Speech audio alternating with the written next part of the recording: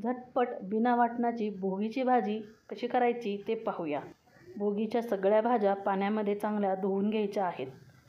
कढईमध्ये तेल टाकून घ्यायचं आहे। तसेच फोडणीसाठी जिरं टाकलेलं आहे। पांढरे तीळ 1 चमचा घेतलेला आहे। टोमॅटो छोट्या आकाराचं आणि काही मसाले टाकलेले आहेत। त्याच्यामध्ये कांदा लसूण मसाला आहे, लाल तिखट, हळद, हिंग मसाले चांगले तेलात परतून घ्यायचे आणि तिळकुटाची चटणी इथे मी टाकत आहे। तिळकुटाची चटणी चांगली परतून घेऊन आपल्या भाज्या याच्यामध्ये सगळ्या टाकून द्यायच्या आहे आणि चांगल्या पद्धतीने परतून घ्यायचं आहे। चवीनुसार मीठ टाका, परत एकदा परता आणि आता ह्याच्यामध्ये आपल्याला आवश्यकतेनुसार थोडंसं पाणी घालून घ्यायचं आहे। आता झाकण ठेवून मस्त 10 मिनिटं भाजी शिजवून घ्यायची आहे। भाजी आपली आता शिजलेली आहे।